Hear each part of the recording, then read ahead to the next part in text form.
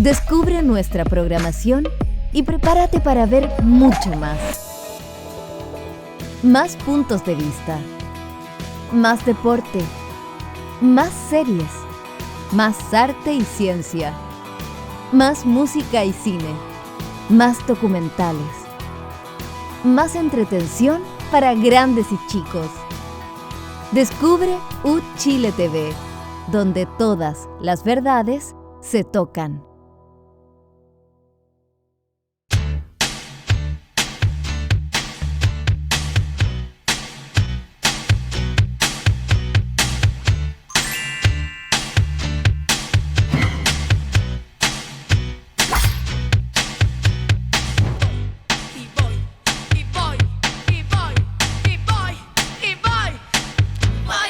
Bienvenidas y bienvenidos a un nuevo capítulo de Descabelladas. Saludamos a todas las personas que nos ven a través del 11.2, las señales por cable, YouTube, Universidad de Chile TV y quienes nos escuchan por la Radio Universidad de Chile 102.5 FM.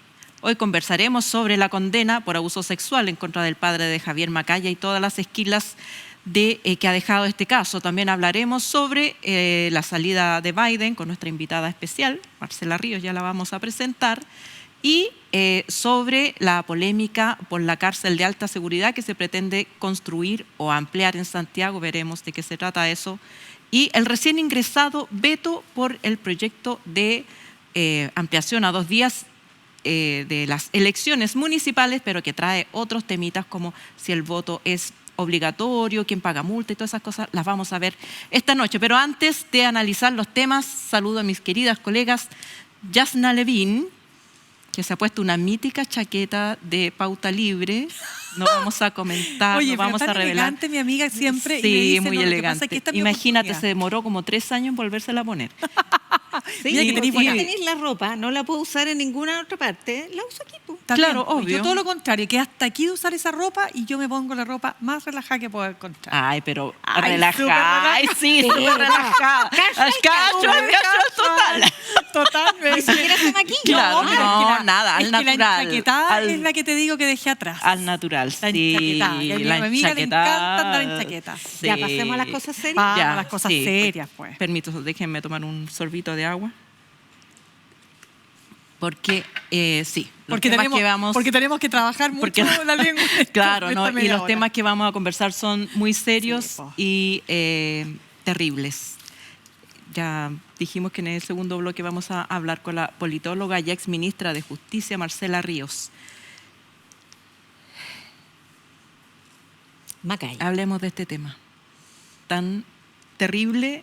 Han pasado, bueno, todos ustedes saben, desde que se le leyó la sentencia, la condena, declarando culpable a Eduardo Macaya, padre de Javier Macaya, el ahora expresidente de la UDI, han pasado millones de cosas que vamos a conversar y desmenuzar esta noche.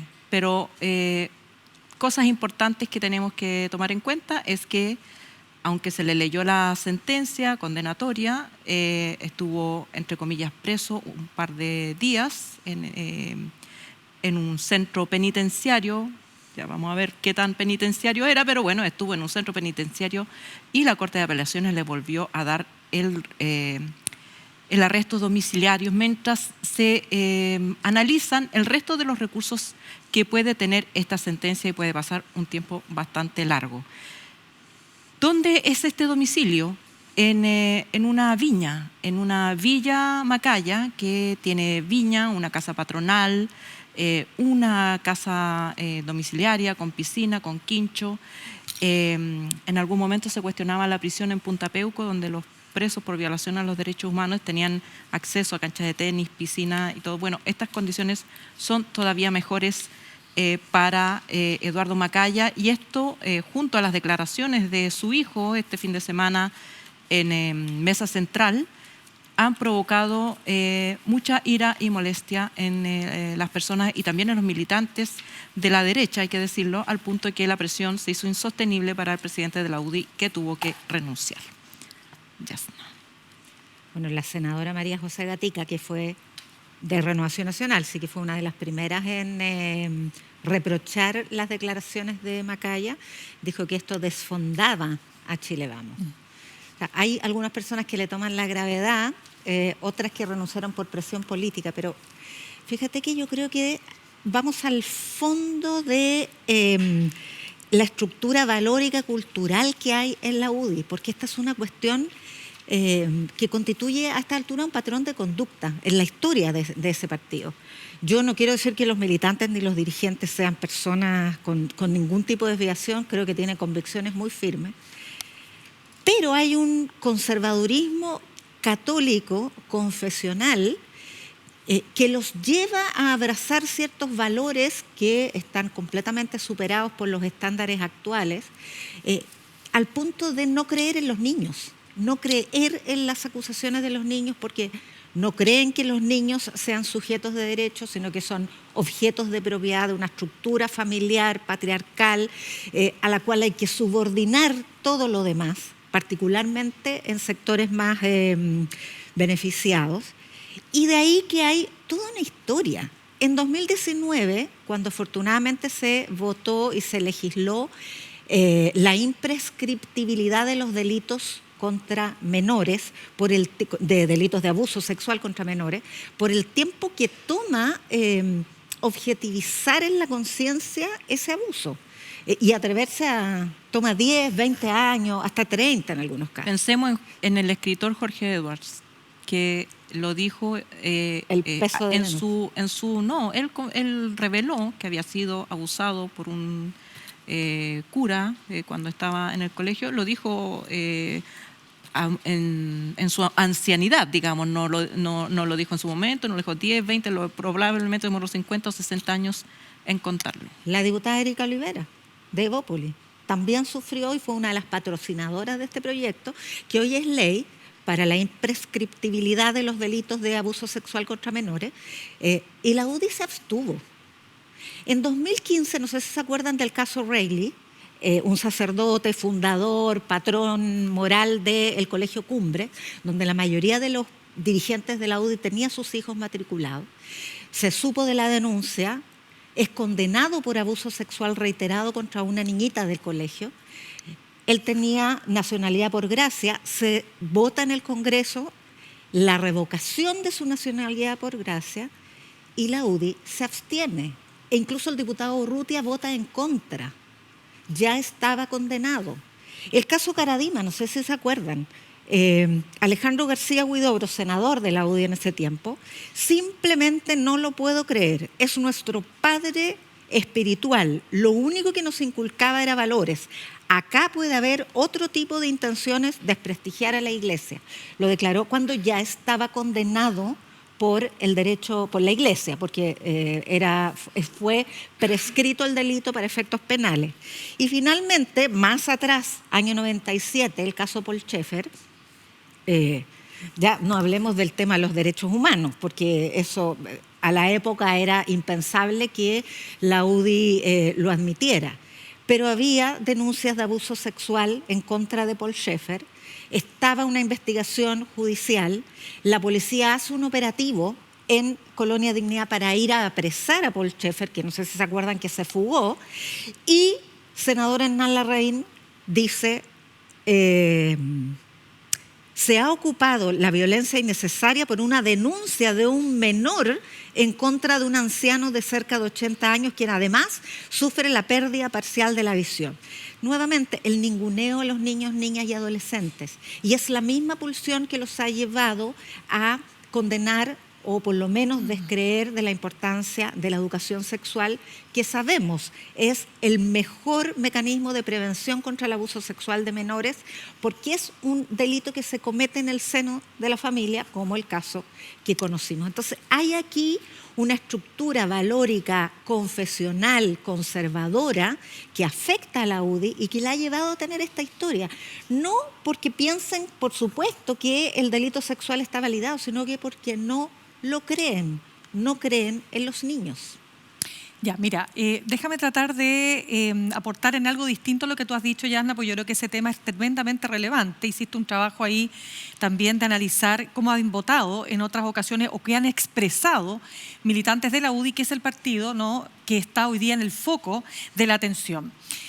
Yo creo que lo que ha pasado con el caso de Eduardo Macaya Santilli, digamos, apela a esa fibra que hace que todos saltemos. Todos, el 99,9%, es decir, todos los que no pertenecemos al 0,1% más rico de Chile, lo primero que pasa, saltamos de nuestra silla, nos viene como que nos da una bronca, una rabia, el ver la cantidad de elementos que han rodeado el caso y que, por cierto, dan cuenta de la disparidad de destinos judiciales que puede haber en nuestro país si tienes poder y si tienes dinero. Eso es una cuestión que lamentablemente este caso no viene sino a reforzar.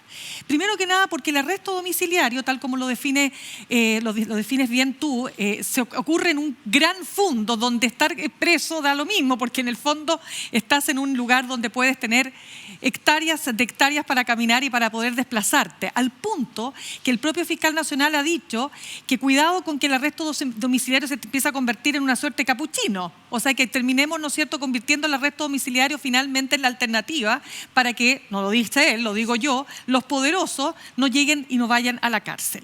De lo segundo, primero, ¿quién tiene en Chile 150 millones de pesos para poder pagar una fianza que le impida ir a la cárcel? Primera situación. En la primera etapa. En la primera etapa, esto ocurre hace un año. Pero luego viene lo que termina ocurriendo y hay que sí destacar, y en eso sí efectivamente yo coincido con Carlos Gajardo cuando dice, el exfiscal, que hay que destacar que el tribunal haya decidido, el Tribunal de San Fernando haya tomado la decisión de condenarlo, porque ustedes van a decir, ya, pero los jueces actúan con independencia, por supuesto, y todos queremos que los jueces actúen con independencia, pero cuando el poder es tan grande y cuando los abogados son tan poderosos, porque el dinero lleva a tener buenos abogados y el poder lleva también a mover muchas influencias, a veces no es tan, esa ecuación no es tan directa. Por lo tanto, muy bien el tribunal que lo condena y lo sentencia a 6 años de cárcel efectiva. Pero aquí viene el tema. Él no está presente el día de la audiencia. Esto se hace virtual. Y se supone que de acuerdo a los protocolos, porque es virtual, este señor no estaba en el tribunal. Por lo tanto, una vez conocida la sentencia, se tiene que dirigir al punto específico, que en este caso era un hospital. Primero que nada, llega en una camioneta. Llega sin esposa. Ah, no, pero es que el protocolo, porque como viene de su casa, pero uno se pregunta, primero que nada, ¿por qué no estaba en el tribunal? Estamos hablando de una sentencia que ya sabemos que fue condenado. Fue condenado no por cualquier delito, fue condenado por delito de abuso sexual reiterado de menores. Entonces, aquí no estamos hablando de un señor que se robó plata, estamos hablando de un señor que atentó contra una niña o niñas. Y luego no está presente, se va en su camioneta o en la camioneta de la familia, da lo mismo, sin esposa, llega al hospital y lo mandan a una habitación especial o una parte del hospital que está destinado para las mujeres, en condición de hospitalizada. ¿Por qué? ¿Por qué esa situación? Entonces, desde Gendarmería te dice, no, es que para protegerlo. No, aquí lo que hay fundamentalmente es una decisión política porque se trata de una persona vinculada naturalmente a un senador, pero no es solo eso, sino una persona poderosa. Y la pregunta, y con esto cierro, es, ¿se aplicaría el mismo criterio si no fuera el señor Eduardo Macaya Santilli, si no se llamara Juan Pérez? Lo más probable es que no. No, bueno, si los casos está... Depende si es Pérez Cotapo. Claro. Pero por eso te digo, si Pérez se llamara con Juan Pérez o si se llamara cualquier apellido... Claro. Exacto. Ah, Pérez Cotapo, dice sí, tú. claro, no había caído en la talla. Claro. Ya,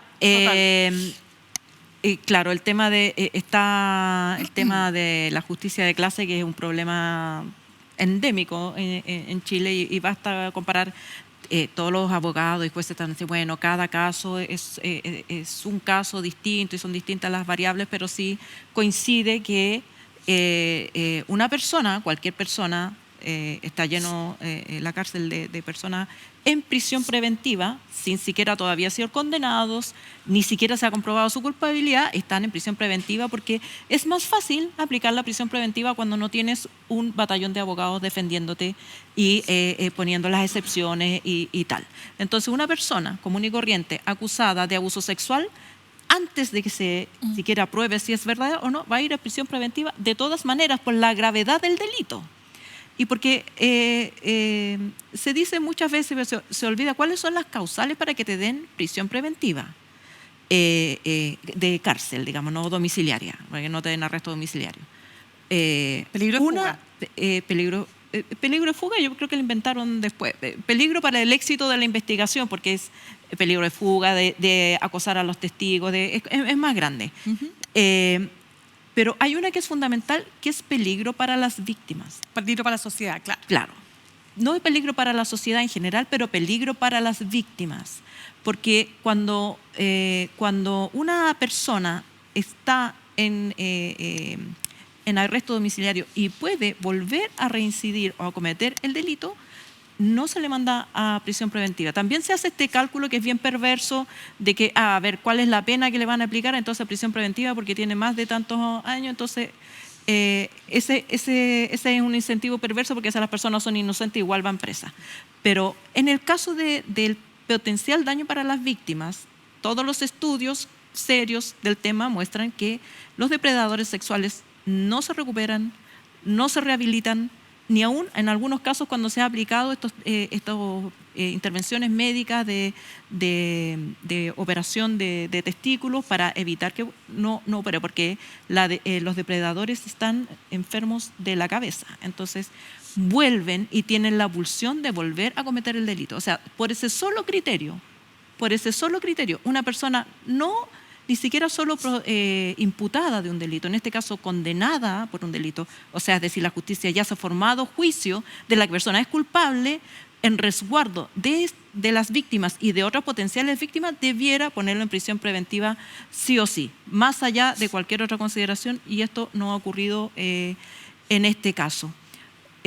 Otro aspecto importante es el tema de la prueba que algunos periodistas hemos tenido posibilidad de ver el expediente.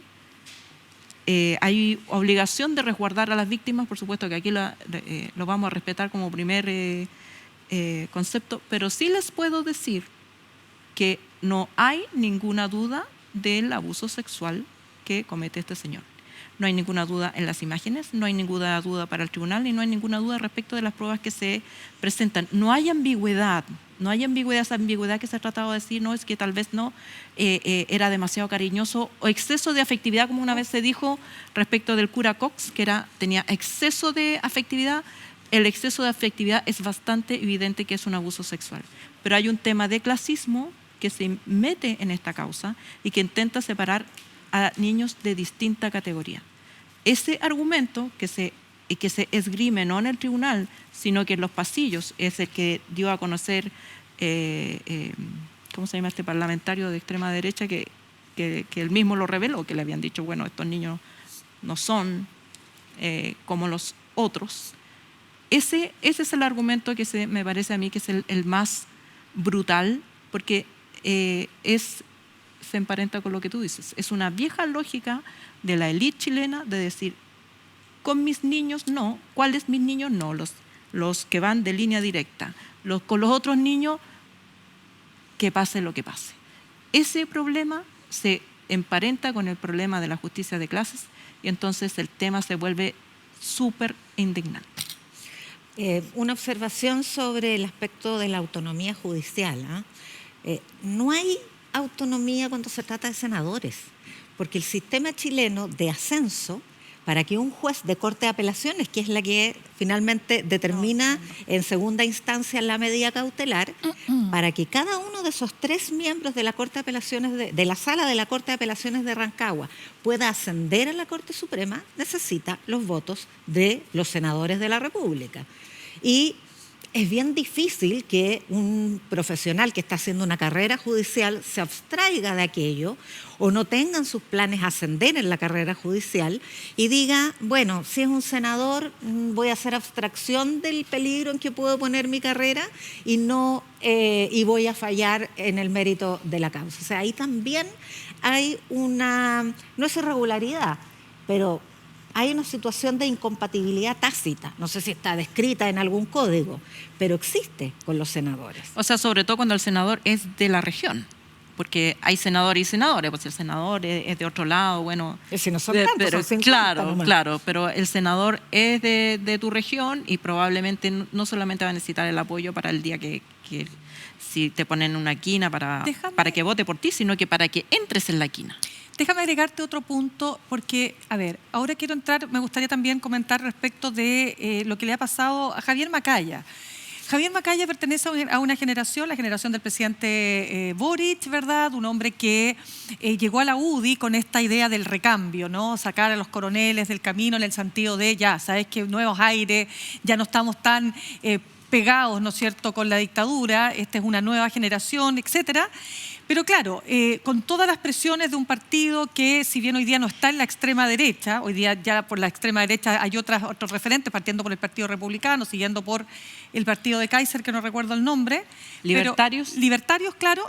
A ver, lo siguiente, uno entiende la dificultad humana que debe ser para una persona tener a un padre que está involucrado en un hecho tan grave. Tal como dices tú, Alejandra, las imágenes son tan elocuentes que es imposible pensar esto que él dice, que esto fue editado. Es que aunque, a ver, porque además la declaración que hace muy desafortunada para un abogado, cuando dice, ya ni siquiera para un hijo, para un abogado, cuando dice es que lo grabaron sin su consentimiento. Entonces uno se pregunta, pero a ver, ¿cómo? Uno puede preguntarle al pedófilo, al perpetrador sexual, al pervertido sexual, tú le vas a decir, perdona, ¿me dejas grabarte mientras tú haces tu perversión? Es verdad. Entonces, ya ahí hay una declaración que él entiende horas o días después, ¿no? Que fue muy desafortunada. El problema que hay acá es que, claro, él representaba un partido, era el presidente de un partido y por lo tanto el desdoblamiento no era posible.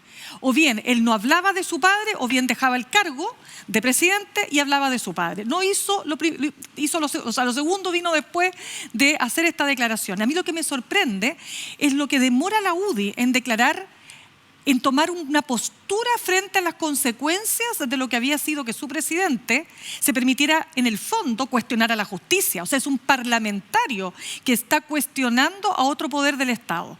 Y desde ese punto de vista, me parece que la aspirante alcaldesa por Las Condes, Marcela Cubillos, dio en el punto que había que dar, del sector, poniendo rápidamente, ¿no es cierto?, una posición contraria a lo que esto estaba ocurriendo, porque además, nuevamente, estamos hablando de un delito que afecta a niñas, niños y adolescentes, que es gravísimo, porque ellos no se pueden defender, más aún en este caso que se trataba de niñitas. Entonces, es importante. Es que eso es muy, muy interesante, porque después de eso, para cerrar nomás el punto, Yasna, es cuando recién ahí que aparece Marcela Cubillos, que hoy día no milita en la UDI, recordemos que ya se fue de la UDI, aparece la abanderada y la alcaldesa, por supuesto, Belín Matei, haciendo también un control de daños personal, porque esto le iba a saltar a ella si es que no, finalmente le tiraba la cadena al presidente de la UDI. Sí, es que es interesante la cronología de los hechos y el tiempo que pasa, porque hoy día además el nuevo presidente de la UDI, Guillermo Ramírez, pone mucho énfasis en que 48 horas después del error, asume el error Macaya y va un paso al costado como un acto de generosidad política. Y 48 horas después es mucho tiempo. Si de lo que estamos hablando es de una señal que desincentiva la denuncia de niños y niñas abusados. Es muy grave porque además se ha avanzado mucho en aquello. Hay 40.000 denuncias de abuso al año. Y esto puede significar un retroceso muy importante. Toda esta conversación tiene lugar en el seno de los hogares. Entonces, y la cronología desde el punto de vista político es la siguiente, tal como tú dices. Se produce esta entrevista al mediodía del domingo. Mediodía del domingo. Trending topic. Lunes topic en redes sociales. Lunes, 7:30 de la mañana. Otra entrevista de Macaya en Pauta en que insiste en revelar antecedentes, en que insiste en exculpar a su padre, en relativizar el... Espérame, déjame decir algo, Yasna, muy importante. En Pauta dice, la persona que hace esta denuncia no es una persona de mi familia. Las acusaciones que se hacen no son de una persona de mi familia. No son las nietas. Tremendo. ¿Y a qué se refiere, además? Dejémoslo a la imaginación de las realidades del campo y de los patrones de fondo. Pero lo que quiero decir desde el punto de vista político es cómo reacciona la coalición de la derecha. Porque ocurre esto lunes en la mañana. O sea, ya no son 48 horas, ya son 24. Y recién el martes por la mañana sucede lo que tú dices. Sale la declaración de Marcela Cubillo, sale la declaración de María José Gatica y en tercer lugar, por ahí por las 10 de la mañana, sale la declaración de Evelyn Matei. Y ahí se precipita una seguidilla de presiones. Ayer la presidenta de Evópolis había dicho que les pidieron durante el lunes y martes que guardaran silencio para que la UDI pudiera resolver esto de manera autónoma en el seno de su partido. Y recién entonces, ayer, después del mediodía, o sea, ya estábamos hablando de estas 48 horas más, se produce primero un mea culpa, no me equivoqué, y después la renuncia, ni siquiera frente a los medios, sino que a través de una declaración. Entonces, todo es muy desafortunado, todo es muy lento para la gravedad de lo que estamos hablando. Yo creo que una cosa muy importante en este escenario de lo que hemos visto es valorar la presión social. Yo creo que un aspecto positivo es que todo esto pasa, la renuncia, las declaraciones de Cubillo. Digamos que, por supuesto que todos pueden tener algún interés personal o político en gatillar la reacción, unos se demoran más, otros se demoran menos, pero no lo hubieran hecho si no hubiera existido la presión social que existió. O sea, un solo paréntesis. Era inimaginable que esto pasara con el caso Reilly, con el caso Caradima y con el caso Echefre. Claro. Nadie pidió perdón, nadie renunció, no hubo esto. No, es que claro, el país ha cambiado. Es que esto no es tolerable en el país de hoy. Entonces yo creo que eso nos debe, digamos, como país, pero por supuesto, hacernos sentir orgullosos porque significa que las personas pueden influir en las decisiones políticas e incluso pueden influir en un partido que a lo mejor no necesariamente quería tomar este camino, ni no necesariamente está comprometido con los derechos de niñas, niñas y adolescentes, como sí está, o con el nivel que está comprometido el resto de la sociedad. Por supuesto que el tema va a seguir dando de qué hablar, todavía faltan otros pasos judiciales que vamos a estar observando, pero se nos acabó el tiempo. Pero me dejáis decir dos cosas, un detalle nomás. Yo creo que aquí hay dos, digamos, instancias que tienen que dar explicaciones. Yo creo que Gendarmería tiene que dar explicaciones. Acá hay un sumario. Alguien tiene que explicar por qué este señor fue a un sector que no corresponde técnicamente. Está bien, Gendarmería te va a decir, no, lo que pasa es que hay que cuidar a este tipo de presos. Mira, de nuevo, esta cuestión es política. Que alguien explique por qué se tomó esta decisión, que es una decisión política. Y los tribunales también tienen que dar explicaciones. O sea, ¿por qué el Tribunal de Alzada de Rancagua decide conmutar la prisión preventiva por un arresto domiciliario? Que se descuenta además de la condena final. Vamos a pausa. Vamos a pausa.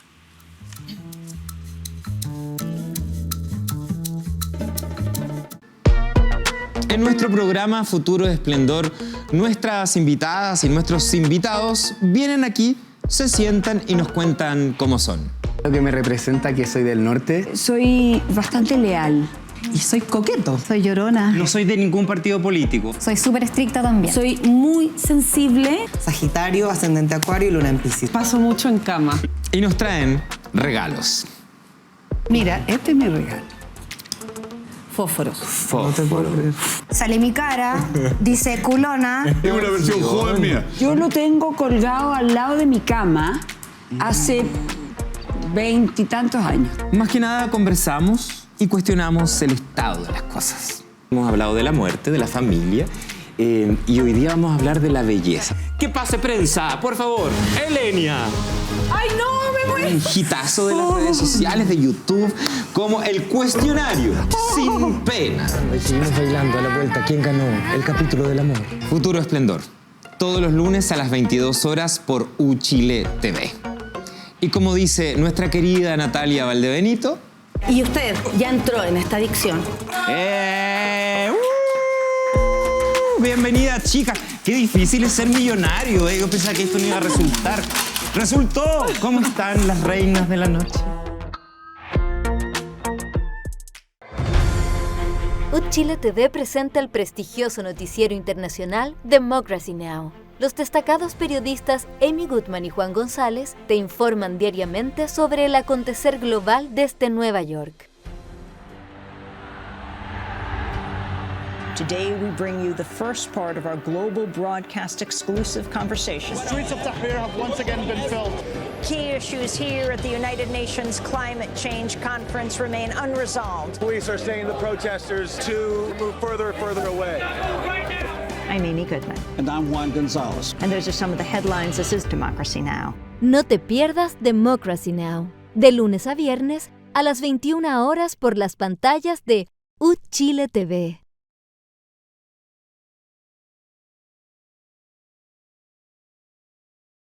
Estamos de vuelta en Descabelladas y queremos invitarlos e invitarlas a ver después de la repetición de este capítulo, el domingo 28 de julio, un reporte especial sobre las elecciones que se desarrollarán en Venezuela a cargo del periodista Mauricio Osorio.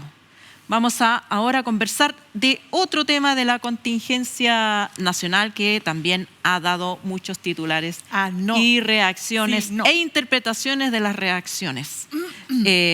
En medio de la crisis de seguridad que se desató, recordarán, lo conversamos la semana pasada, por un fin de semana con muchos homicidios en la capital, el gobierno anunció la construcción de una nueva cárcel de alta seguridad. Después se dijo extensión de la cárcel de la ex penitenciaría que está en Santiago. Pero extensión o no extensión, el anuncio causó la oposición inmediata de la alcaldesa de Santiago, Iracy Hasler, y también de los candidatos de todos los partidos, digamos, que este es un punto en común entre la derecha y el Partido Comunista, de los diputados de la zona, de organizaciones sociales. El gobierno insiste que esta es una política necesaria y que en alguna parte que hay que construir esa cárcel y que la mejor parte es en este centro donde está la cárcel, donde hay ya un centro carcelario de alta seguridad y además el centro de justicia, que es donde se tramitan las causas. Ya. Vamos a partir con Mirna ahora. Conmigo. Primero que nada, nunca habíamos visto tan unidos a Iracy Hasler con Mario Desbordes, con Aldo Duque. Con Aldo Duque, por favor. No, pero hablando súper en serio. No, obvio. O sea, a ver, primero, un alcalde o alcaldesa que valide la construcción de una cárcel en su comuna, hasta ahí llegó la reelección. Váyase para la casa. O sea, está claro. O sea, primero que nada, dicho lo anterior, dicho eso, la verdad, ¿quién quiere, sí, seamos honestos, quién quiere una cárcel al lado de su casa, aunque esté a 20 metros, 20 cuadras, no tengo idea? Fíjense ustedes que la gente que vive alrededor, algunos se quejan porque dicen que este eufemismo del ministro de Justicia de barrio judicial y penitenciario. La verdad es que en realidad es más que eso. Hay un montón de externalidades negativas. ¿Positivas desde el punto de vista judicial, penal? Obvio que sí. ¿Qué es lo positivo? Que los reos no se tienen que trasladar de una ciudad a otra, o grandes extensiones, particularmente lo que nos importa, que son los reos más peligrosos, los criminales que no estábamos acostumbrados a ver en Chile, el Tren de Aragua, etcétera, ¿no? Pero ¿cuál es el tema? Que efectivamente está cerca todo, está el centro de justicia, está qué sé yo, pero las externalidades negativas para los habitantes son indesmentibles. Acá hay un tema que tiene que ver con una población flotante que va alrededor de la cárcel, que va ya sea para visitar a los presos o, que eso está muy bien porque es un derecho humano, los presos tienen derecho a ser visitados, pero están los otros fenómenos. En los peloteros, ¿ustedes saben quiénes son los peloteros? Los que tiran droga para adentro, celulares. Droga, celular, vamos tirando las pelotitas para adentro. Hay toda una cantidad de situaciones que ocurren y que los habitantes de la zona están hasta aquí. Entonces acá chocan dos intereses. Las personas, los habitantes, las personas honestas que residen en el lugar, y las decisiones de la autoridad, que evidentemente para efectos de plata, para efectos de costo y de rapidez de construcción y realización, ese pareciera ser el lugar más indicado. Ya tienen el terreno. Tienen el terreno. Sí, yo creo que una cosa es el debate urbanístico, de los permisos, de la viabilidad arquitectónica, etcétera, que yo tengo la impresión de que ese barrio, ese complejo, y no pienso que sea un eufemismo el del ministro de Justicia, es un complejo penitenciario, es un complejo de justicia. En el siguiente sentido no es un eufemismo. Todas esas viviendas ya perdieron la plusvalía, ya están en ese barrio, no se van a degradar desde el punto de vista del precio más. Por supuesto que esperarían que las medidas de seguridad y este entorno de industria en torno a los presos del pelotero, del que vende, del que trafica, etcétera, se corte. Pero lo que ocurre es que aquí se desató una improvisación. Como se vino esta crisis de las 2 masacres que ocurrieron ese fin de semana, había que enfrentar esto el día lunes con medidas concretas, y entonces este plan estaba en carpeta, faltaba afinar, faltaba también todo el lobby político que se requiere hacer, cuidar los consensos, conversar con los actores, etcétera, y se tuvo que precipitar. De hecho, no estaba el ministro. No sé si estaba con días estaba de administrativos, vacaciones. no estaba. Llegó y cuando después, él llegó, claro. recién se precisa que esto ya no es una construcción de otra cárcel, sino que es la ampliación, lo que para efectos de constructibilidad y de permisología, como les gusta llamar a algunos sectores, efectivamente hace mucho más rápido todo esto. Esa es una dimensión.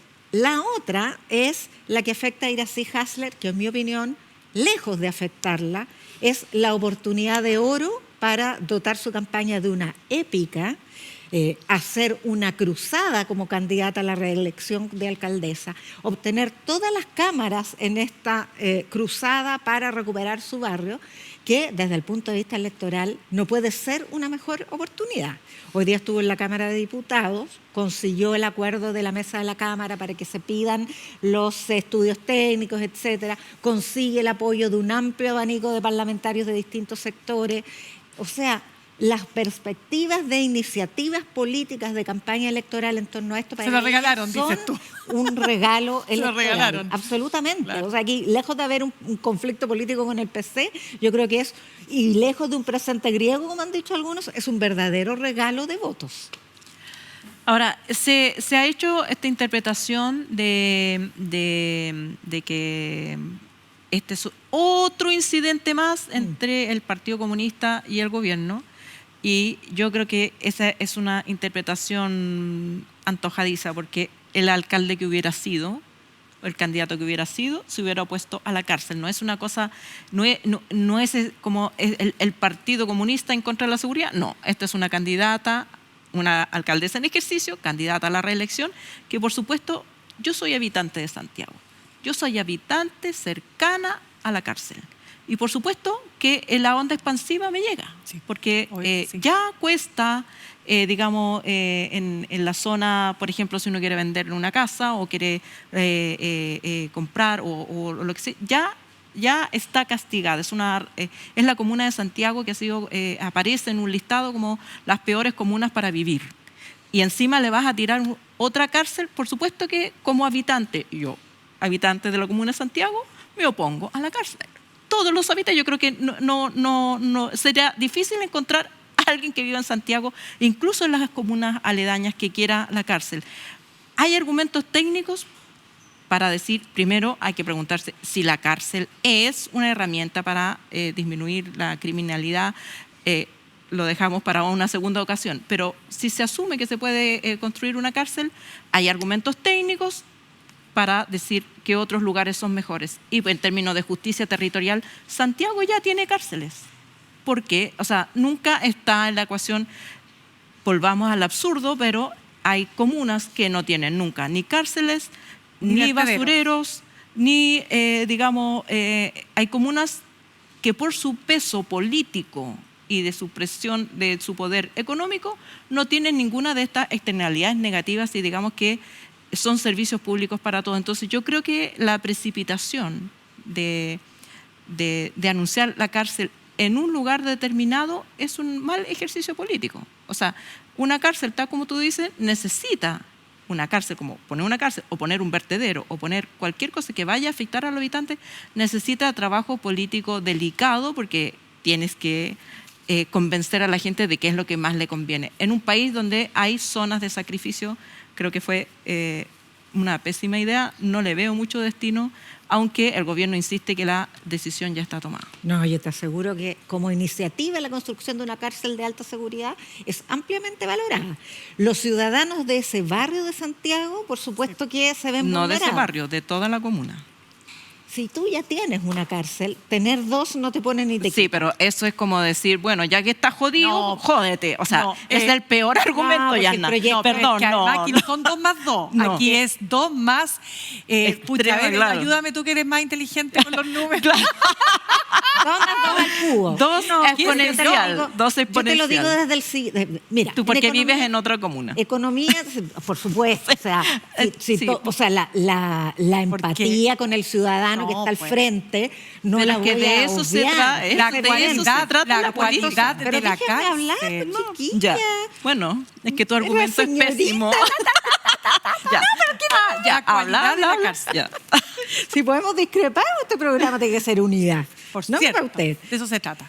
Hay un concepto en economía que se llama costo hundido. Ese barrio ya es costo hundido y es el mismo barrio, no es la esquina del frente. Es una cárcel que va a ser una ampliación. Segundo, Pero con los reos más peligrosos que te puedas imaginar. Una ampliación, los reos, una, o sea, una ampliación si te- con no sé si te- cuántas nuevas plazas. ¿Cuántas eran? ¿4.500? 500. Ah, 500. 500. 4.500 en todo el país. Ya. 500. 500 plazas. Es una cárcel entera nueva. sí, po. Sí. Pero es en el mismo Para un complejo. sector que ya se tiene que bancar una No, cárcel. yo te Es puedo que- asegurar, y damos la encuesta de aquí a la próxima semana, pero yo te puedo asegurar que sumando por acá y restando por allá, el resultado de la ecuación va a ser una amplia valoración, creo que ya está medido, una amplia valoración a la iniciativa. O sea, sí, mira, no hay nada más valorado, no hay mejores fetiches frente a una crisis de criminalidad que dos cosas que ya se hicieron. La cárcel, modelo Bukele, y dos, el operativo en la calle, que se están haciendo todas las noches. Esas dos cuestiones que pueden, en el caso de la cárcel, desde luego que tiene un papel fundamental en el combate contra el crimen organizado, que tiene sus cuarteles generales dentro de las cárceles, por lo tanto se requieren regímenes especiales. Y ahí lo importante no es la obra gruesa, porque Bukele lo que tiene son unos galpones, sino que el sistema, el modelo de control, el tipo de gendarmería que tienes, etcétera. Y el otro mecanismo de satisfacción de ansiedad frente a una crisis delictual es ver carabineros haciendo operativos, allanando casas, deteniendo personas.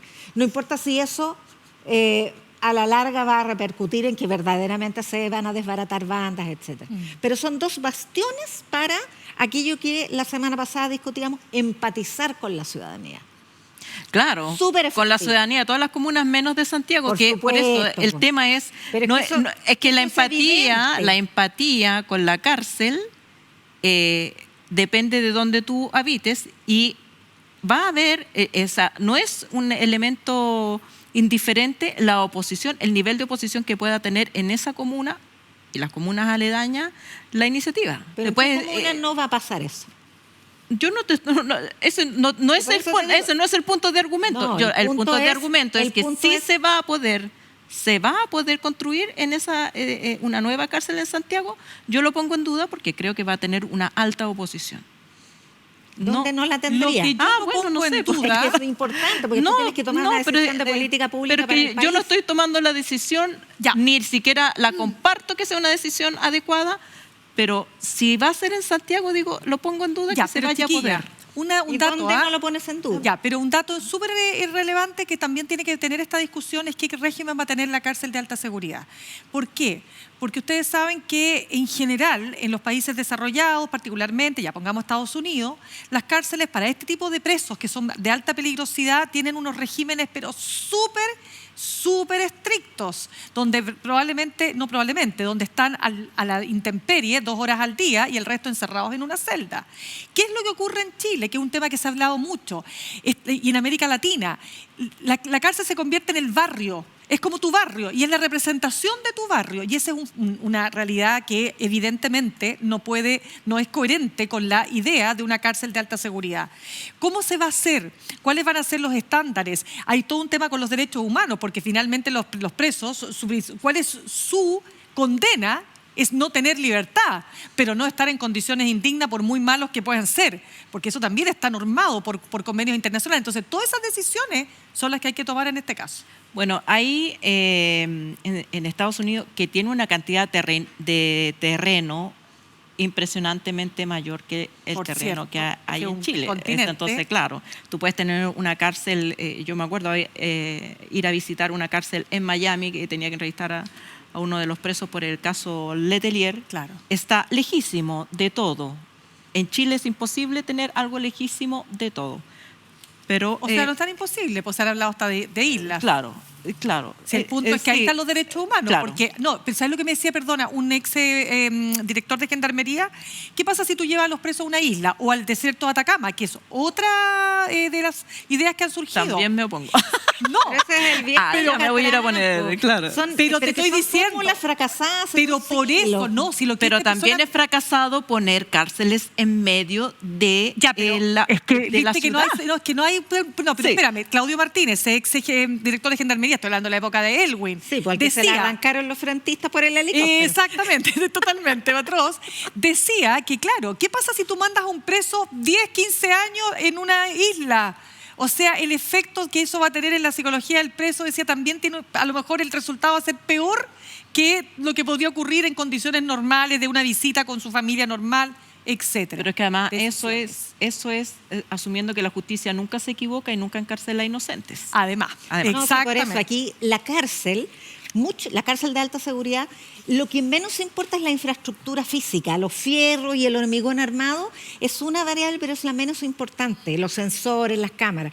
Lo relevante es el modelo de reclusión, las medidas de seguridad para que no se produzca corrupción. En mi el comuna aislamiento. no. Adiós. Bueno, Y tenemos allá, que... allá va la mesa. Súper claro. Claro, En la como comuna ella- Como ella, no vamos a decir El dónde, diputado- como ella vive como a 20.000 comunas de la tuya. Claro. Súper Ya. fácil. Listo. Mira, ya. empezamos a revelar comunas, pero quiero Usted decir, no diga nada. ninguna vive en las condes Lo de único Los que le- Barnechea. lo No, único ninguna que- vive en esa Y el tierra. diputado Winter propuso que se construyeran los Barnechea. Por supuesto, obvio, lo apoyo. En el Ya, cerro cambiamos por ahí de cruzar. tema Ya. porque tenemos que pasar Vamos. al tema del veto. Po. Eso lo explica la El Yanda tema mucho del mejor que voto cualquiera. veto, ya. Explica Que lo lo que está explique la pasando y Yanda, nosotros ya, opinamos ya, te lo regalamos. cómodamente. Ay, no, que lata, si ya más está despejado. Hoy día ingresó el proyecto de veto presidencial para el proyecto de ley que ya se despachó, terminó todos sus trámites, por lo tanto la única manera de arreglarlo era a través de un veto presidencial. ¿Arreglarlo en qué? En que no contemplaba multas para nadie. Si esa era la discusión, el proyecto de ley salió con voto obligatorio, 2 días, feriado irrenunciable, pero sin multa para nadie. ¿Qué ocurrió? Que se produjo un desajuste jurídico y algún tecnócrata de la Ministerio Secretaría General de la Presidencia dijo, hoy hace 2 proyectos de ley de voto obligatorio, se nos pasó que el voto de extranjeros no es obligatorio según el artículo 14 de la Constitución Política de la República porque dice el extranjero vecindado puede votar, puede ejercer. Y eso implícitamente, jurídicamente significa que tiene derecho a optar. Y ahí hay una inconsistencia jurídica, pero que quedó hace 3 proyectos de ley pasados, porque todo el proceso constituyente se hizo con voto obligatorio para nacionales y para extranjeros con derecho a voto. Entonces, aquí ocurrió lo clásico, y es que el tecnócrata, el jurista, presentó el informe en derecho y dijo, tenemos este problema, y por supuesto que con eso resolvió un montón de beneficios electorales,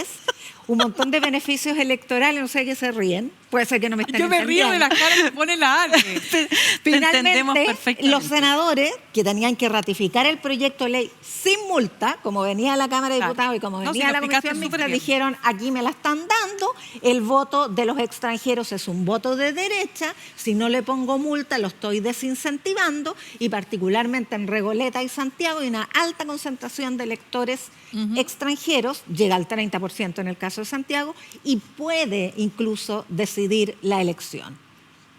Entonces, la tentación metió la cola, hizo todo este quilombo, se discutió y finalmente, ¿qué es lo que ingresó hoy día al Congreso? El proyecto con multa para todos los electores Que no son y los- no para los ciudadanos, No. que excluía a los extranjeros. Que ya después de 5 años en Chile tú sabes que tienes derecho a votar. El punto es si tenías derecho a votar obligadamente, o sea, que si ese derecho a voto es obligatorio, ya tú lo explicaste mejor.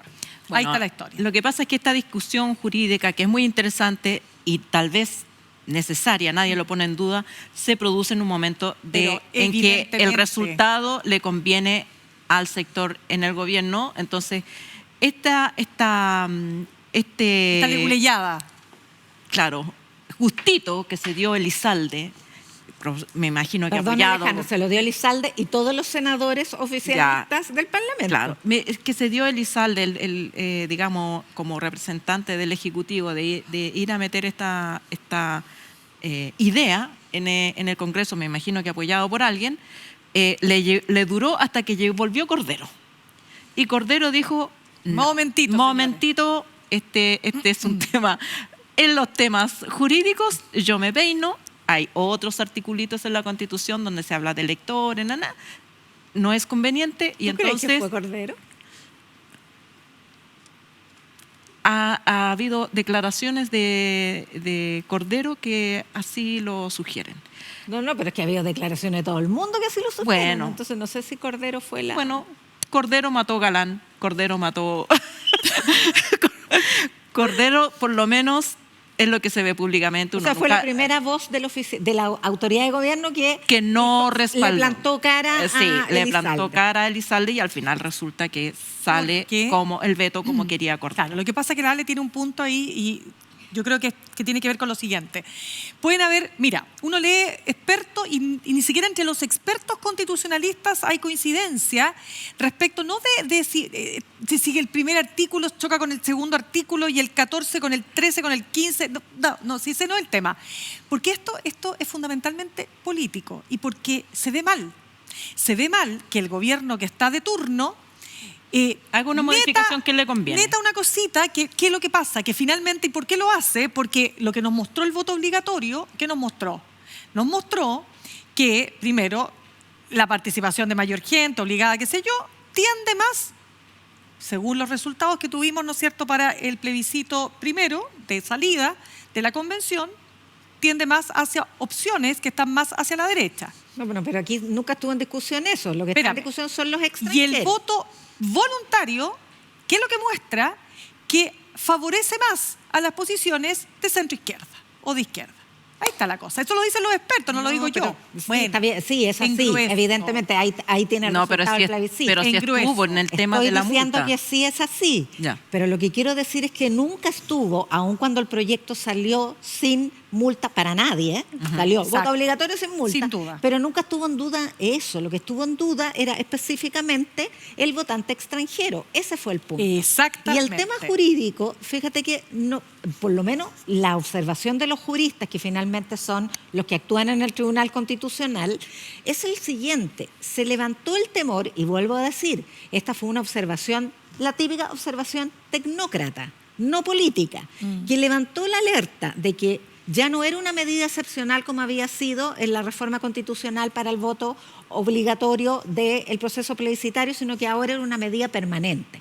Y frente a la medida permanente tenías que hacer ajustes constitucionales porque si no se te producía una situación de inconstitucionalidad que habría sido... Ese jurista anónimo levantó la alerta porque se... Te estoy diciendo que era un tecnócrata. Ya, por eso. Yo te estoy preguntando si ese jurista anónimo... No tengo idea quién es. Ya, pero es que a mí me da la impresión de que los hechos deben ser al revés, de que alguien dijo...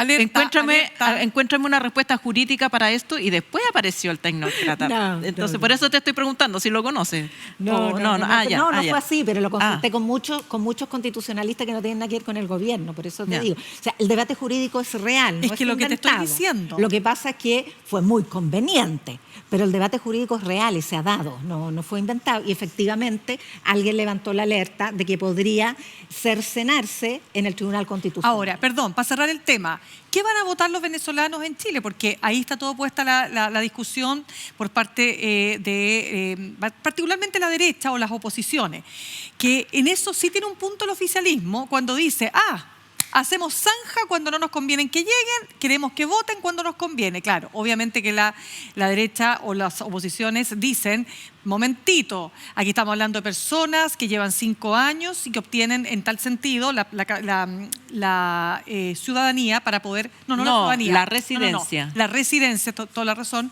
la residencia para poder votar. O sea, no estamos hablando del ilegal que entró por cualquier parte, no, tiene todos sus papeles al día, tanto así que tiene carnet de identidad, etcétera, etcétera.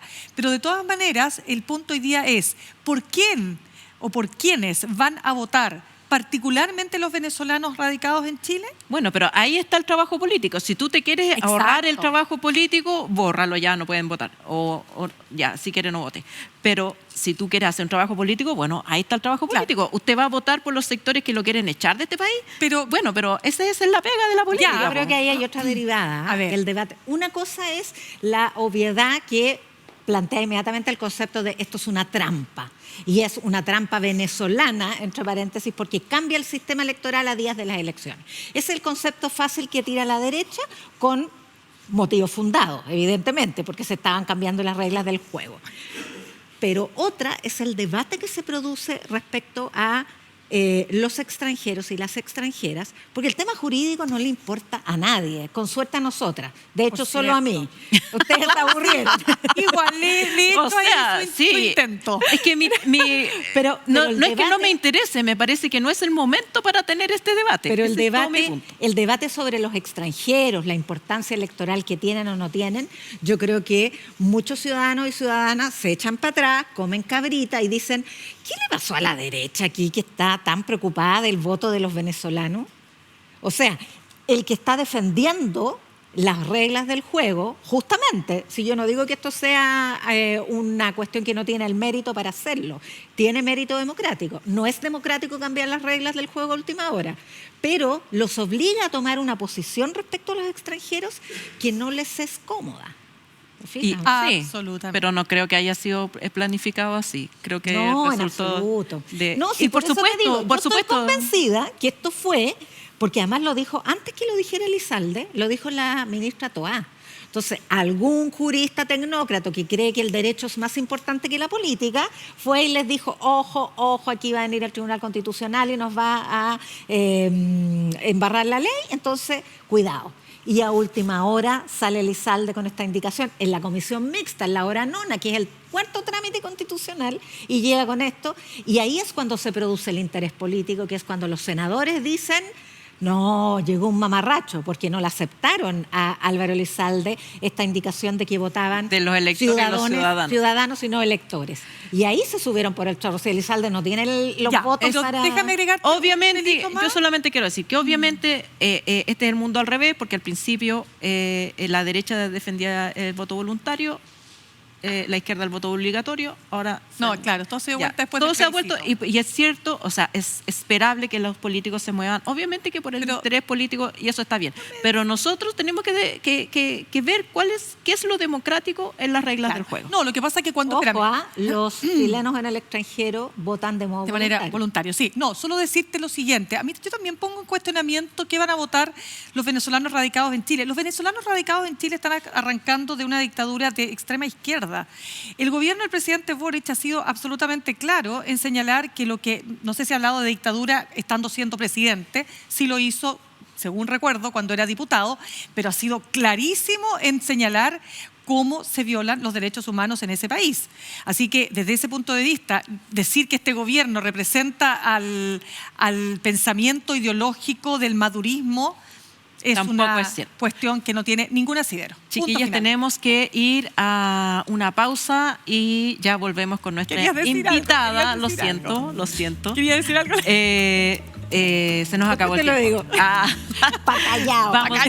Vamos a recibir a Marcela Ríos en nuestra ex ministra de Justicia y experta en muchos temas, entre ellos internacionales. No, súper bien. Sí. Tenemos harto tema para conversar.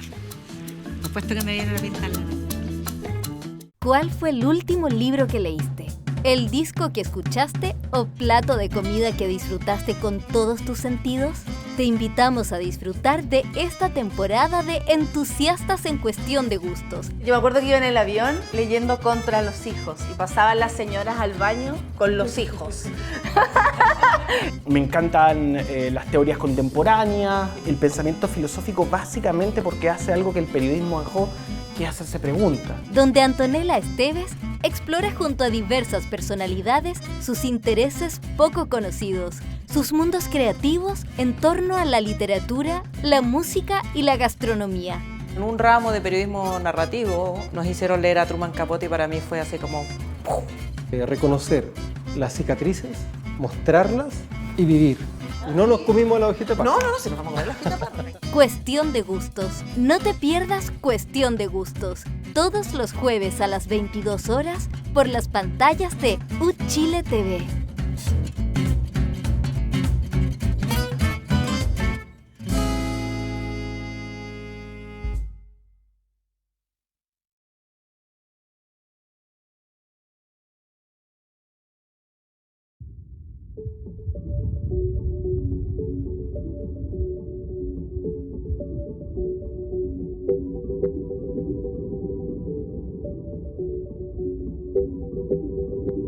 Como tragedia episódica de Pasolini en el guión. Estamos en el episodio que corresponde a la fulguración y entonces ahora lo que tendríamos que hacer es como tú, siendo Pasolini, buscando como la locación perfecta. También Pasolini tenía esta lectura del guión como una estructura que quiere ser otra estructura, que tiene voluntad de otra forma. ¿No? Pero es una obra autónoma. Hacer la experiencia de ese pensamiento otro, antes de hacer la experiencia de su propia lectura de tal obra, por ejemplo. Que eso es lo extraordinario de la filosofía, encuentro, que no es solamente rastrear información, acumular información, sino entrar en una forma de pensar que es algo completamente novedoso y que es un mundo. Leer el presente, todos los martes a las 18:30 horas.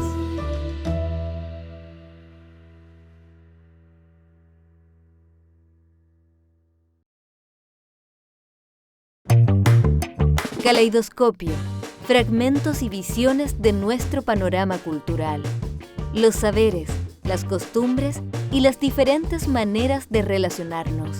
Visiones y reflejos que nos llegan desde las comunidades y sus territorios. Todos los domingos por UChile TV.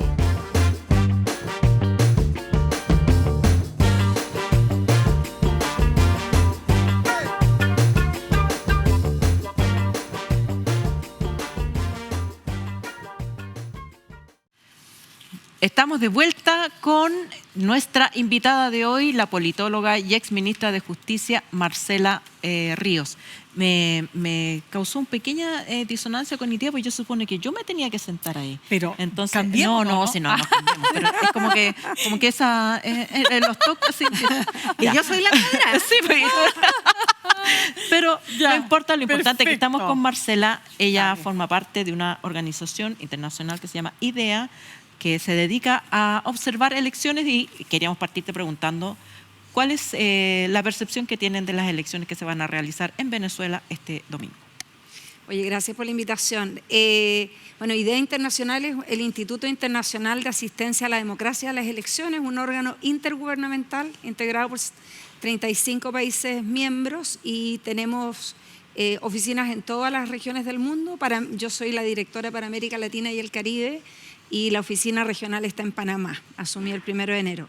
Y efectivamente hemos estado acompañando elecciones, este es el super año electoral, como todos sabemos, la mitad del planeta prácticamente acude a las urnas este año, y en América Latina también hemos tenido una gran cantidad de elecciones muy relevantes. La elección del domingo de Venezuela, pensamos es una elección trascendental, distinta quizás a otras elecciones que han ocurrido en años anteriores en Venezuela, mientras ha estado en el poder el chavismo, Maduro y antes Chávez, hay condiciones un poco distintas.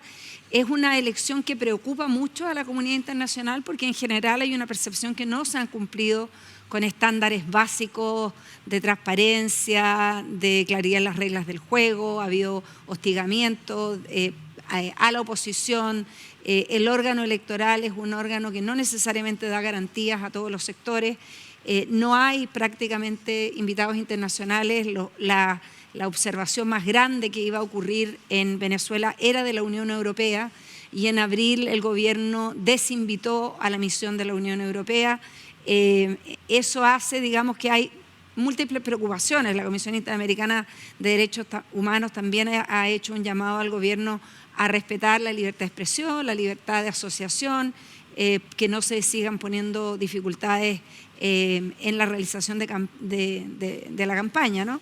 Entonces, yo creo que todos tenemos mucha preocupación por cómo van a ocurrir estas elecciones. Algunas declaraciones recientes desde el gobierno también son de un tono que uno esperaría que no ocurrieran. Como el baño de sangre, dices. Claro, como que si gana la oposición se va a ocurrir un baño de sangre. Yo creo que es muy preocupante. Me parece muy importante la respuesta del presidente Lula de Brasil, que puede tener un rol muy relevante en lo que venga después, ¿no?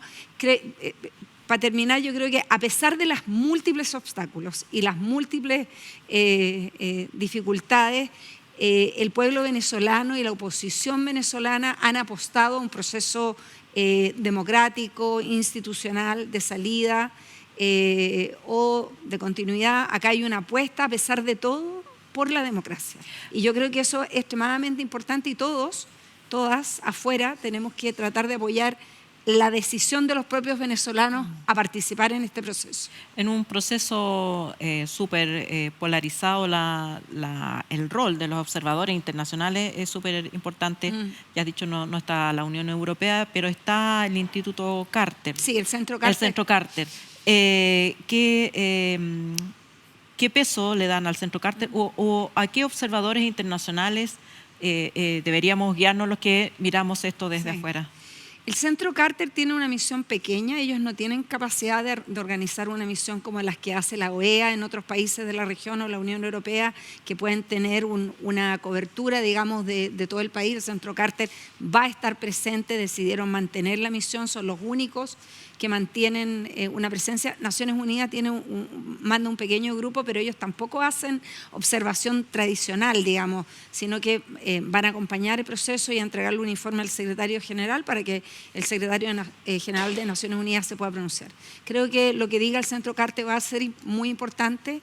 Creo que también hay ONGs venezolanas y organizaciones de sociedad civil de América Latina que están tratando de organizar alguna forma de monitoreo también desde afuera, a través de redes sociales.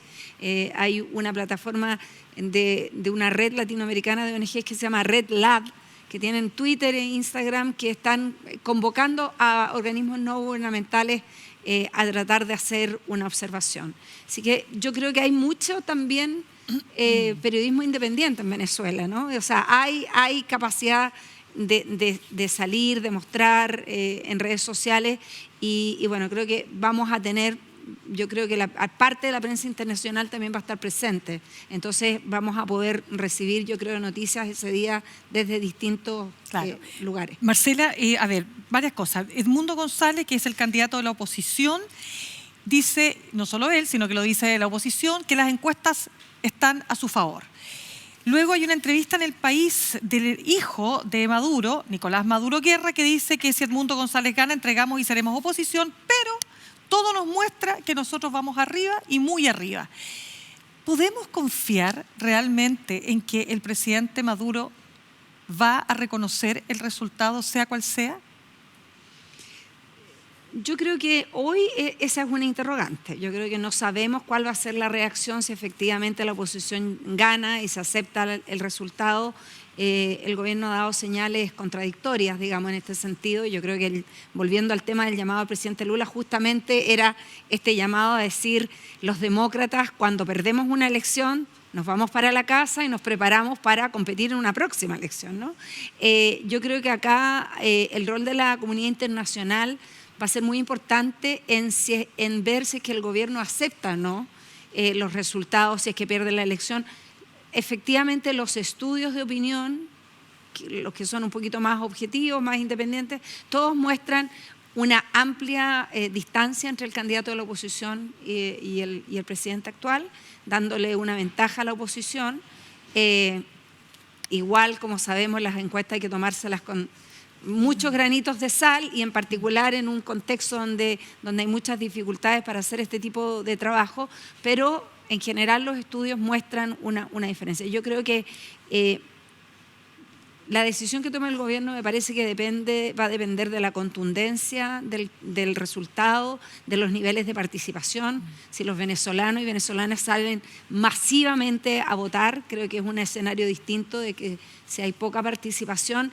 Y también, como decía antes, si hay movilización de la ciudadanía, como ocurrió en Guatemala, para impedir el intento, digamos, de impedirle el ascenso al presidente Arévalo, y también de la comunidad internacional. Acá, cuánta presión, cuánto apoyo reciben, cuánta capacidad pueden tener los actores internacionales en generar un espacio de diálogo, una oferta de transición a los actores, creo que va a ser muy relevante. Marcela, tú mencionas este incidente con Lula y la importancia que tuvo por el liderazgo, por lo menos latinoamericano, de la izquierda. Él dijo, me da susto que Maduro plantee esta posibilidad de un baño de sangre, pero Maduro le responde hoy día vaya a tomarse un tecito de manzanilla si está tan asustado. O sea, y estas señales, más allá de lo anecdótico, tienen que ver con una actitud desafiante de Maduro. Entonces, quienes hemos conocido las dictaduras sabemos que no solo depende de la voluntad popular, sino que también de la presión internacional y de las posibilidades de sobrevivencia que tiene en este caso el autócrata, porque es evidente que si hay un recambio, lo más probable es que él se va preso. Entonces también ahí él y su séquito. Entonces eso lo pone contra la espada y la pared, porque no es solo entregar el poder, sino que es sobrevivir. Sí. Bueno, yo creo que acá los mensajes de Edmundo González, de la oposición, han sido muy moderados. Creo que hay mucha claridad de que se requiere generar condiciones que permitan que quienes están en el gobierno, no solo en el gobierno, en el Ejecutivo, las Fuerzas Armadas tienen un rol muy importante, las empresas públicas, el control de las empresas petroleras, o sea, todos los órganos autónomos en Venezuela están integrados por personas cercanas al gobierno, digamos, acá no hay mucha pluralidad tampoco en ningún órgano de los estados. Entonces, creo que la posibilidad de generar algún tipo de transición más pactada, que en Chile nos suena un poquitito de mal gusto, digamos, la idea, pero mucho se ha hablado de eso. ¿Qué garantía se da para que alguien, efectivamente un régimen, quiera dejar el poder? Yo creo que el pronóstico es incierto, creo que nadie puede decir hoy día de antemano que tenemos claro lo que va a pasar. Sí creo que hay una posibilidad para que la democracia se imponga y que Venezuela pueda dirimir este conflicto a través de las urnas, como lo hemos visto en otras partes del mundo en otros momentos. Yo creo que hay mucha convicción e interés de la ciudadanía venezolana de participar. Y bueno, no estoy diciendo que creo que esto va a ocurrir y que vamos a tener una transición pacífica, pero sí creo que es una posibilidad todavía que eso ocurra. Maduro se ha quejado de que, por supuesto, las encuestas están boicoteándolo, que la comunidad internacional, que los periodistas, digamos, están haciendo campaña en su contra, que hay una especie de presión desde afuera para alterar los resultados. Si los resultados fueran a la inversa, que gana Maduro a pesar de todos los pronósticos,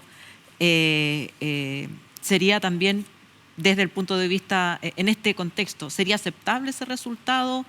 ¿De qué manera se puede validar el resultado A o B, digamos? Porque cada cual tiene escepticismo respecto del resultado según su postura. Bueno, por eso sí, yo creo que si había una convicción real de que puedes ganar, por eso era tan importante que hubieran observadores internacionales, porque si hubiéramos tenido una misión de la OEA, una misión de la Unión Europea, en algún sentido esta pregunta se podría haber respondido de manera más fácil porque tendrías árbitros más imparciales que nos pueden dar una mirada. como eso no es así, yo creo que hay dos caminos, digamos. La oposición también ha organizado un sistema, o sea, tienen inscritos, de acuerdo a lo que han declarado, observadores en todas las mesas.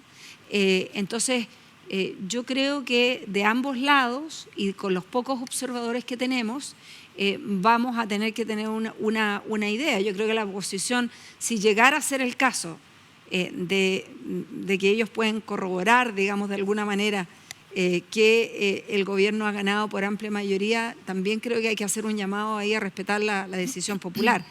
El problema, y eso es bueno, una de las razones que nosotros estamos trabajando también en toda América Latina para promover la integridad electoral, porque si tú no tienes ciertas condiciones anteriores, ¿no?, de confianza en el proceso, si no tienes un árbitro, un órgano electoral que efectivamente sea imparcial, que le dé garantías a todos, que hayas respetado la campaña y que tengas en contextos muy polarizados, que tengas observadores, es muy difícil poder que se pongan de acuerdo los actores y acepten el resultado cuando de entrada no necesariamente les diste garantías para asegurar este proceso. Yo creo que va a ser una pregunta muy compleja de responder y en parte, en algún sentido, se ha construido condiciones más adversas que podrían haber sido más positivas si se hubieran respetado, por ejemplo, los acuerdos de Barbados respecto del proceso de observación.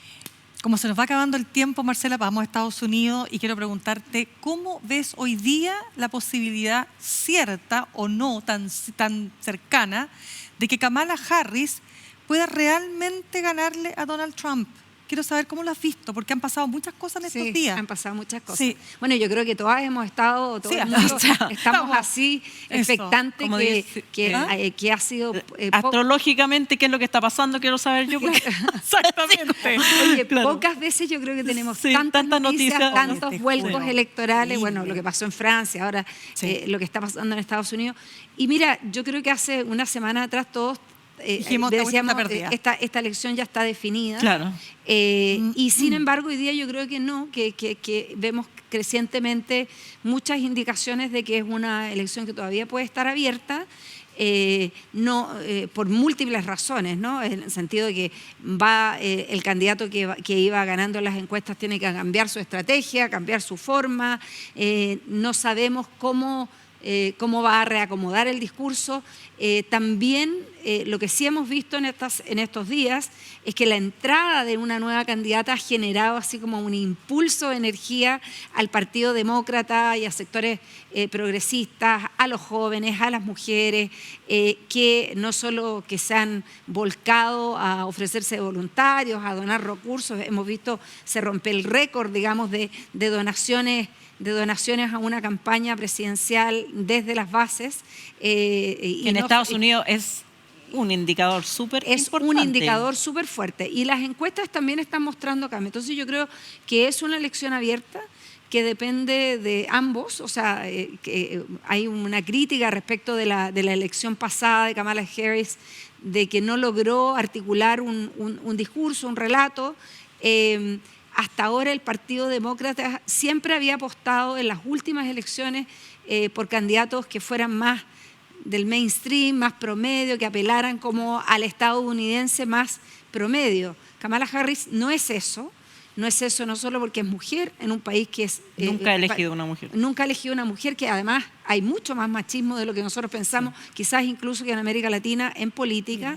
Las mujeres están lejos menos representadas en Estados Unidos que en nuestros países. Eso es bien increíble. Es afro y hindú, digamos, es de origen indio, pero además es de California, ¿no? Entonces, la mezcla de ser mujer de color y de California para los estados del medio de Estados Unidos es una enorme interrogante en el sentido de que ella es muy probable que le va a ir muy bien entre las mujeres, entre los jóvenes, y la apuesta acá es que ella recupere el voto latino y el voto afroamericano que se estaba debilitando y se estaba perdiendo.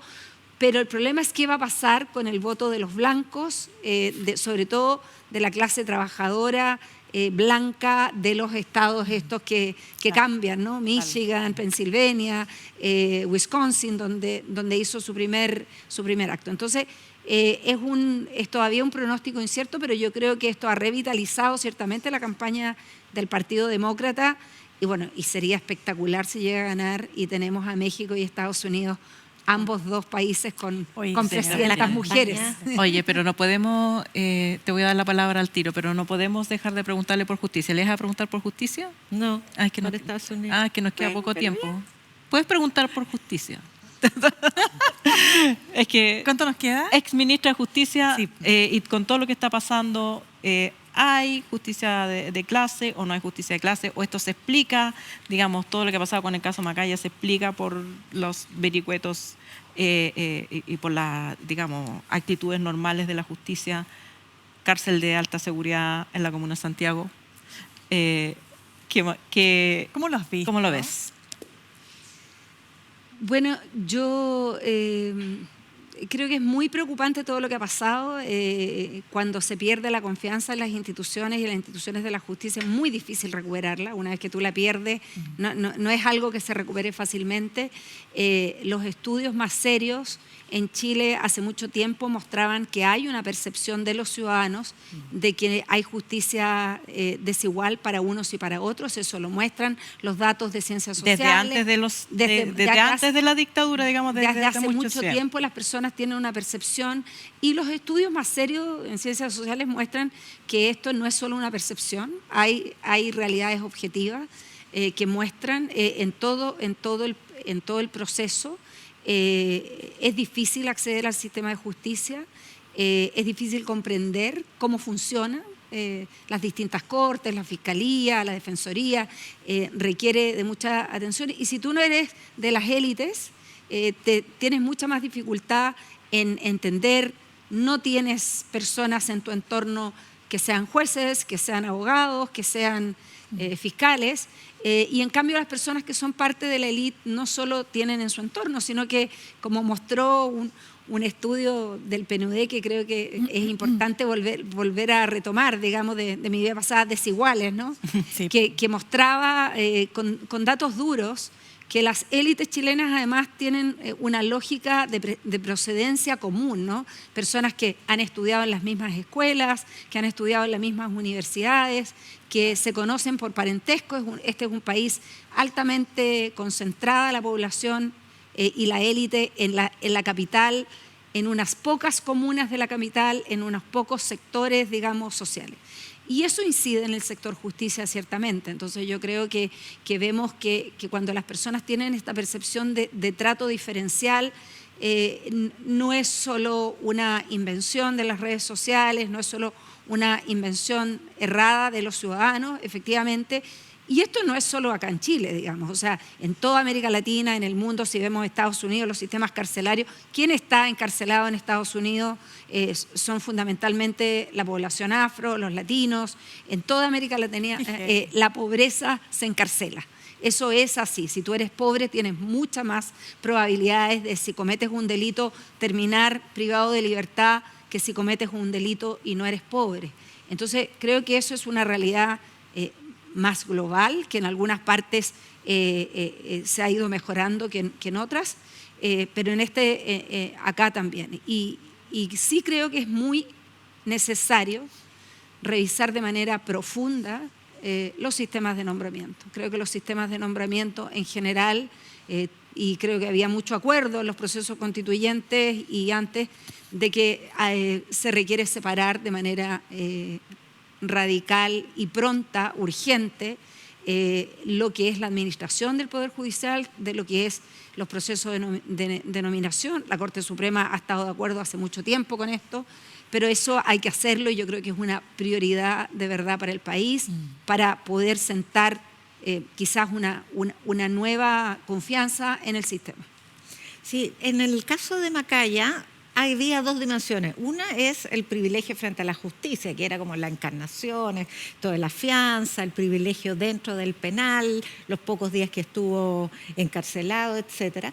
Pero la otra dimensión es la de los derechos de la infancia, que se ha pasado un poquito por encima, pero que impacto puede tener esto, y es justamente lo que se le reprocha al expresidente de la UDI, el impacto que puede tener esto en términos de retroceder en la conciencia que de a poco se ha logrado instalar acerca de la necesidad de escuchar a los niños cuando denuncian abuso, de entender que no están inventando.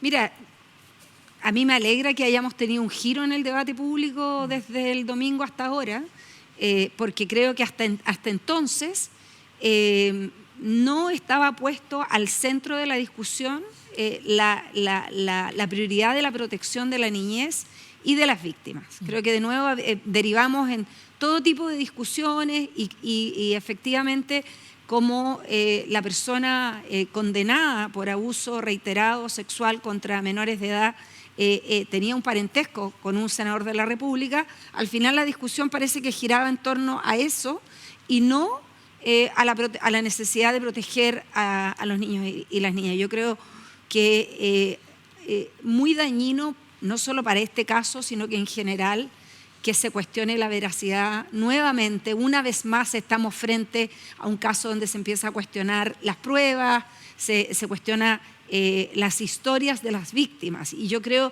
que sabemos en todo el mundo y en Chile en particular que al final las víctimas terminan estando en el banquillo de los acusados cuando tienen que denunciar un caso de abuso sexual. Entonces, yo lo que espero es que la justicia tenga claridad de que el daño que produce cuando los ciudadanos perciben que hay un trato diferencial con personas por su situación social, por su parentesco, por lo que sea, y también cuando hay una mano blanda respecto de delincuencia que es extremadamente grave. O sea, estamos todos legítimamente preocupados por los robos, por los asaltos, por los homicidios, pero ¿qué daño le hace un abuso sexual a una niña menor de 10 años? O sea, ¿qué daño tienes para el resto de tu vida con un tipo de crimen como este? Entonces, creo que necesitamos volver a poner las prioridades donde tienen que estar, la necesidad de todos, y en esto yo creo que también un llamado a los medios de comunicación, porque me parece que los medios de comunicación también tienen que tener un rol mucho más activo en impedir la revictimización, impedir que se naturalice, se cuestionen pruebas de un juicio, se ponga en cuestión la veracidad de las opiniones y testimonios de víctimas menores de edad. Entonces creo que qué bueno que hemos hecho este cambio, qué bueno que hemos hecho este giro, qué bueno que ahora todos parecen estar de acuerdo y reconocer de todos los sectores políticos que tenemos que tener una sola voz en este tema, y ojalá que no se vuelva a repetir, y ojalá que el recurso que ha interpuesto la Defensoría de la Niñez respecto de las cautelares en este caso tenga algún destino. Muchas gracias, Marcela. Nos queda mucho por conversar, por supuesto. Esperamos que ustedes continúen la conversación en sus casas. Gracias, chiquillas, por este programa, por sus opiniones, y nosotros nos volvemos a encontrar el próximo miércoles. Escuchen la repetición de este capítulo el domingo 28 de julio, o recomiéndenlo si ustedes ya lo vieron, y sobre todo el programa que viene después, que va a ser un reporte especial sobre las elecciones de Venezuela aquí en UChile TV. Ya ahí veremos si se cumplen las predicciones de las encuestas y qué tan serias son los resultados. Nos vemos la próxima semana. Muchas gracias. Chao, buenas noches.